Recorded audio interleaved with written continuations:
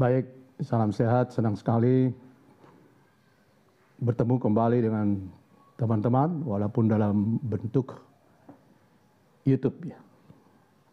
Kali ini saya akan bawakan firman Tuhan yang dicatat di dalam firman Tuhan, di dalam Alkitab, tentang hal Yesus.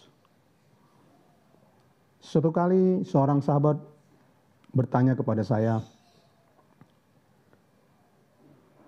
apakah kita bisa mengenali Tuhan? Siapa Tuhan, seperti apa Tuhan, ada di mana? Waktu itu pertanyaannya komplit. Lalu saya katakan, ketika Allah menciptakan dunia ini, yang terakhir diciptakan adalah Adam dan Hawa. Adam dan Hawa diciptakan pada saat itu dengan sempurna, serupa dengan Allah. Dikatakan pada saat itu belum ada dosa. Adam dan Hawa bisa berkomunikasi dengan Allah, pencipta itu. Artinya Allah itu bisa kita kenal. Bahkan disebut Allah itu dapat kita kenali. Karena yang menciptakan kita adalah serupa dengan Allah. Namun pada saat itu manusia belum berdosa.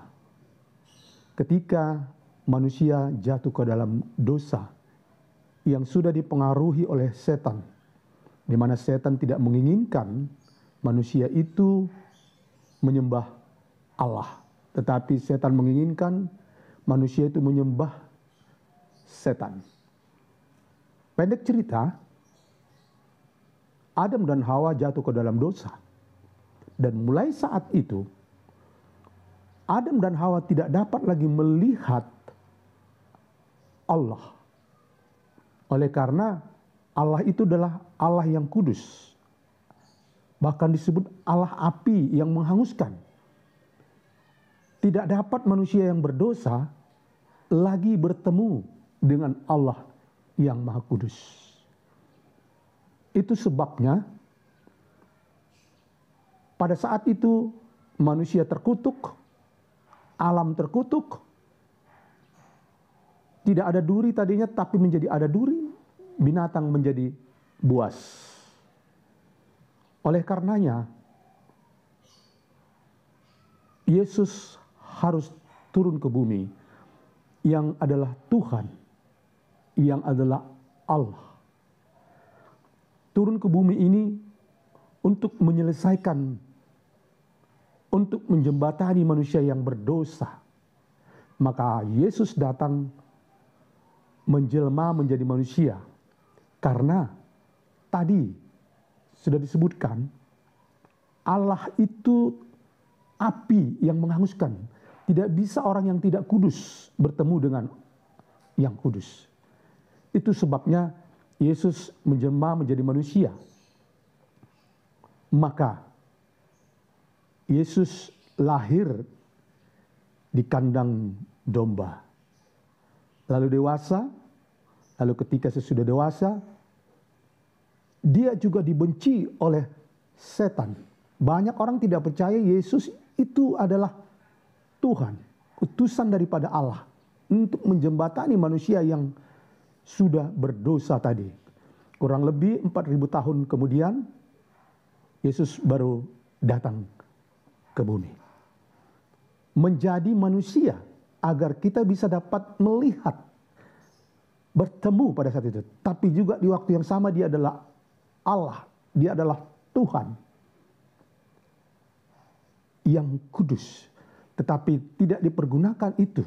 Yang dipergunakan adalah kemanusiaannya supaya bisa bertemu. Namun demikian, sampai saat ini banyak sekali orang yang tidak percaya kepada dia. Yesus adalah Tuhan. Yesus sudah menjembatani agar kita bisa selamat. Semua manusia dari sejak pertama penciptaan sampai pada saat ini. Sampai kedatangan Yesus yang kedua kali. Yang pertama kali Yesus itu datang, dia rela mati, dihina, disiksa untuk menjadi keselamatan bagi setiap manusia. Bukan hanya untuk orang kulit hitam, kulit putih, orang kaya, orang miskin, Kristen atau agama yang lain, tidak. Sebenarnya Yesus datang untuk seluruh umat manusia yang mau percaya kepada Dia. Itu sebabnya ketika Yesus ada di muka bumi ini, di mana Dia bercerita kepada murid-muridnya. Murid-muridnya pun pada saat itu masih tidak percaya keseluruhan. Ada orang yang ragu-ragu, ada Thomas yang ragu-ragu. Bahkan ada orang yang jauh percaya oleh karena sudah dinubuatkan ada Mesias, Yesus Kristus. Ada yang percaya dan ada yang tidak percaya. Dan sampai pada saat ini banyak orang yang tidak percaya Yesus adalah Tuhan. Sekarang kita boleh melihat ada begitu banyak di dalam firman Tuhan yang dicatat Yesus adalah Tuhan. Kita contohkan, apabila saya memberikan contoh, saya katakan, saya ini adalah orang yang bisa menghidupkan orang lain. Atau saya bisa menyelamatkan orang. Atau apa saja. Apakah mungkin saudara percaya atau tidak? Kalau saya tidak dapat membuktikan. Tentu orang akan ragu, tidak percaya, dan sebagainya. Tetapi yang terjadi ini adalah, selama hidup Yesus di dunia ini, Yesus memberikan satu contoh kehidupan. Yang pertama adalah, Yesus itu hidup menjadi orang yang sangat sederhana. Mengampuni. Waktu pun dia dihujat, dibenci, tidak dipercayai dan seterusnya. Dia tidak marah. Dia tidak mengamuk. Dia tidak membalas. Maka teladan itu terus dihidupkan. Sehingga banyak orang percaya, oh iya benar dia Yesus. Tapi di satu sisi, setan akan berusaha untuk mempengaruhi setiap manusia menyatakan bahwa saya jangan percaya. Karena apa? Yesus itu sangat dibenci oleh setan. Kita lihat ketika Yesus ada di bumi. Dia mencobai Yesus yang adalah Tuhan. 3 kali dicobai. Dan upaya itu tetap dilakukan kepada seluruh manusia. Yesus saja dia cobain, apalagi manusia. Setan selalu berusaha, mulai dari surga dia benci kepada Yesus.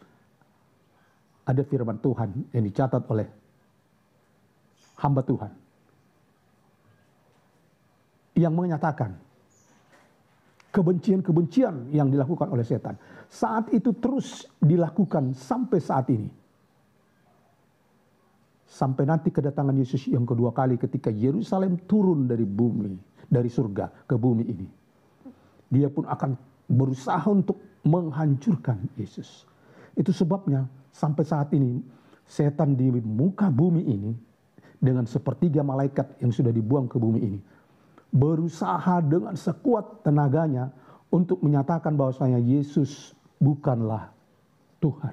Saudara-saudaraku, saya berikan beberapa ayat dalam firman Tuhan pada saat ini. Tadi dikatakan dia mempunyai teladan yang rendah hati, mengampuni, mengasihi. Bahkan firman Tuhan yang lain mengatakan menyelamatkan. Oke. Yohanes 1 ayat 23. Firman Tuhan mengatakan demikian. Jawabnya kepada murid-murid. Akulah suara yang berseru-seru di padang gurun. Luruskanlah jalan Tuhan seperti yang telah dikatakan Nabi Yesaya. Yesaya itu dicatat dalam perjanjian lama. Nubuatan ini tentang kedatangan, kehadiran Yesus ke muka bumi ini sudah ada dicatat. Sudah disampaikan. Akulah suara yang berseru-seru di padang gurun.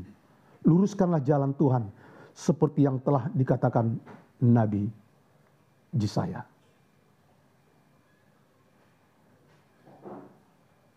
Saudaraku yang kekasih, lalu di perjanjian baru dikatakan begini.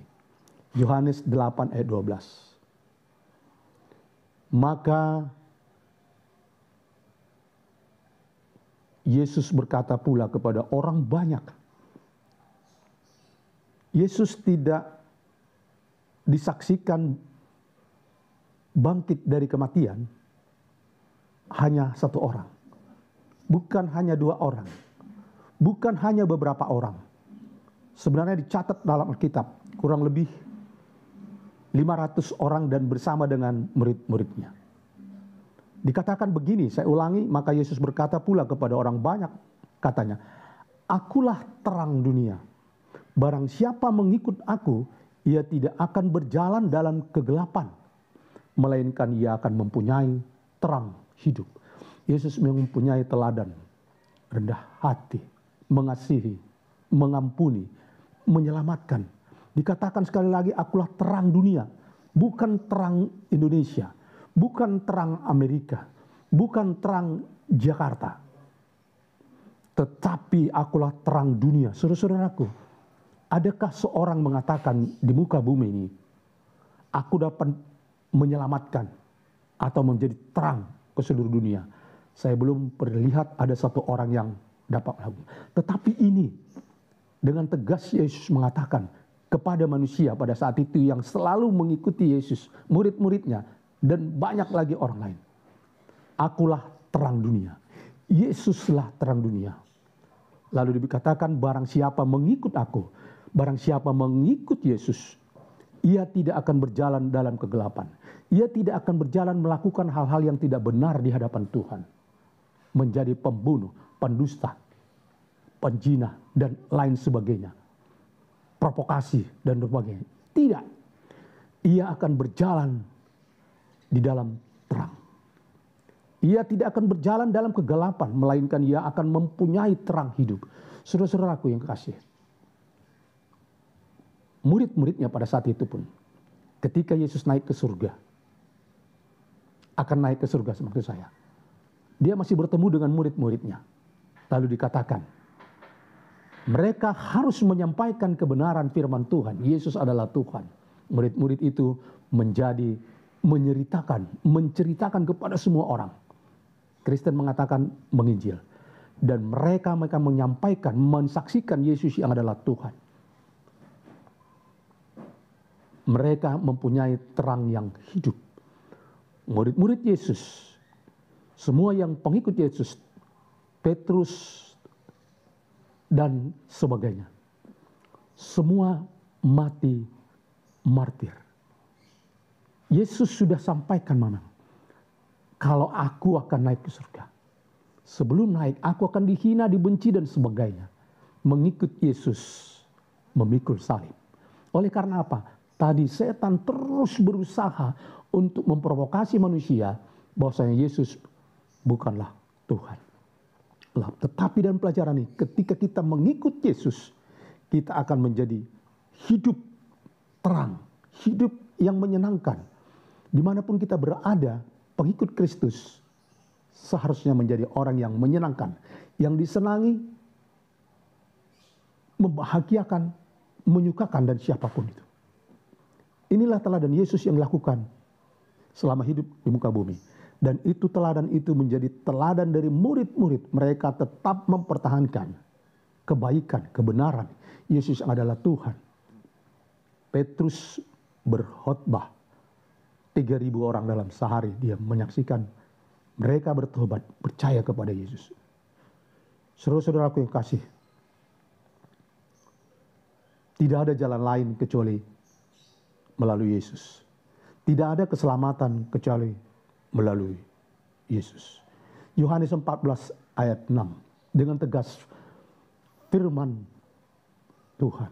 Yesus mengatakan kepada murid-murid, kepada mereka, kepada saya, kepada saudara, akulah jalan dan kebenaran dan hidup.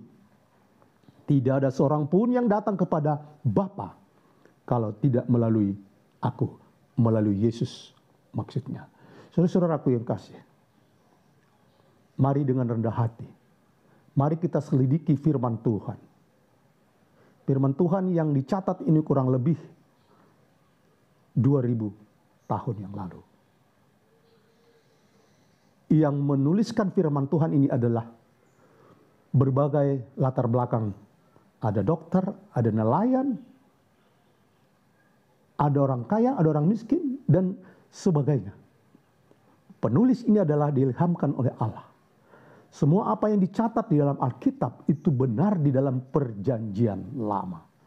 Saudaraku yang kasih, hanya Yesus yang berani mencatatkan kepada murid-murid, kepada manusia. Kata Yesus kepada manusia, kepada saudara, kepada saya, akulah jalan. Hanya Yesuslah jalan. Hanya Yesuslah kebenaran. Tidak ada kebenaran yang lain.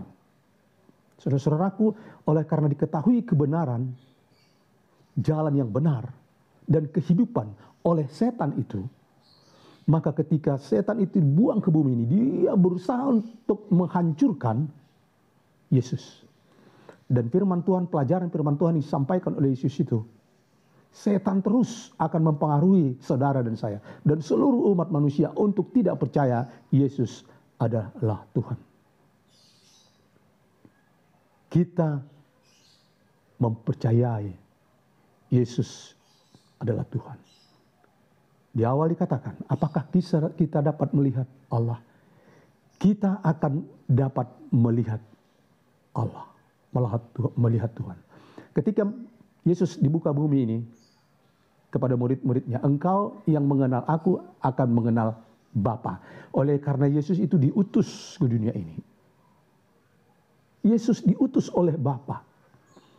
Maka lebih gamblang lagi, kita akan bertemu dengan Allah Bapa. Yang disebut dengan Trinitas, Allah Bapa, Allah Anak, dan Roh Kudus. Kenapa Yesus harus turun? Oleh karena butuh manusia harus selamat. Keselamatan tidak akan datang oleh Tuhan secara ketuhanan yang menghanguskan yang api, maka dia datang menjadi seperti manusia, menjadi manusia. Tetapi apa yang dibawakan itu adalah untuk keselamatan bagi seluruh manusia. Saya ulangi, untuk seluruh manusia. Saudara-saudaraku yang kekasih, masih banyak yang belum percaya Yesus adalah Tuhan. Mari percaya kepada Yesus. Mari sembahlah Tuhan Allah. Mari sembahlah Yesus. Karena tidak ada seorang pun yang datang kepada Bapa kalau tidak melalui Yesus. Kalau tidak melalui aku, kata Yesus. Saudaraku, saya percaya semua yang membaca, menonton YouTube ini mau selamat. Kehidupan manusia yang ada di muka bumi ini, dari kehidupan yang 900 sekian tahun, terus merosot, sampai saat ini dikatakan dalam firman Tuhan, hidup manusia 70 kalau tua 80, itu pun menjadi penderitaan. Masih banyak kesempatan, masih ada kesempatan bagi saudara yang hidup, bagi kita yang hidup pada saat ini. Mari percaya kepada Yesus. Tidak ada jalan lain, saudara-saudaraku. Tidak ada keselamatan yang lain kecuali melalui Yesus. Tidak ada kehidupan kecuali melalui Yesus. Tidak ada yang benar. Siapapun, mau orang besar, orang kaya, yang punya sekolah yang tinggi dan sebagainya. Tidak. Tapi Yesus mengajarkan kebenaran. Yesus menuntun jalan untuk ada di dalam kerajaan surga. Yesus memberikan kehidupan yang kekal.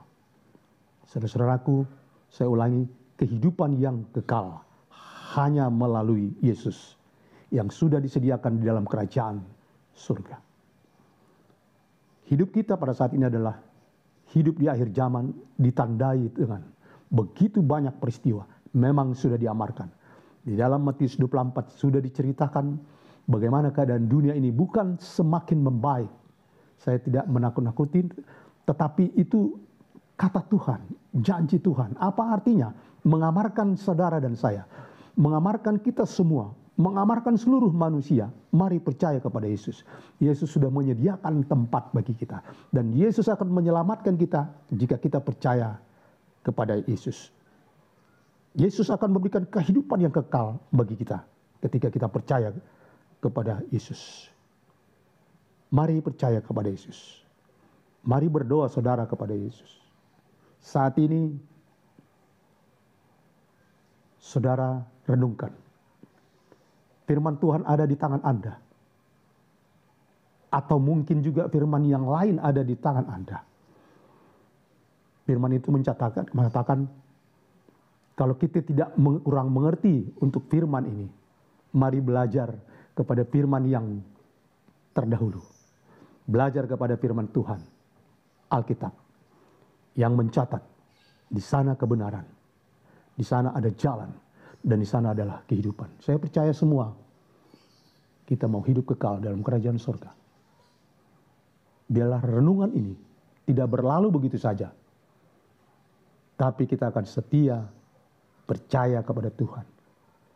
Keselamatan itu ada padanya. Mari kita berdoa. Tuhan Allah Bapa di surga, kami bersyukur, berterima kasih. Tuhan sudah mengingatkan kami bahwasanya Yesus adalah jalan kebenaran dan kehidupan. Kami mau jalan yang benar. Kami mau kebenaran yang benar. Dan kami mau hidup selamanya, kekal bersama dengan Yesus. Kami mau berada di surga yang Tuhan sudah siapkan. Bapa, bagi sahabat kami yang ragu, biarlah roh Tuhan akan menuntun. Sahabat kami yang mungkin masih menolak Yesus adalah Tuhan. Setan sudah memang melakukan itu. Bapa, kami mau bersama dengan Tuhan dalam kehidupan kami. Kami doakan semua para pemirsa dimanapun berada pada saat ini. Biarlah Roh Kudus akan menuntut kepada kami. Untuk kami dengan rendah hati apa yang sudah lakukan Yesus, mau belajar akan firman Tuhan. Mau mengerti akan firman Tuhan. Ampunkan dosa kami. Kami adalah orang berdosa. Karena kami berdoa dalam nama Yesus yang adalah Tuhan dan Juru Selamat kami. Amin.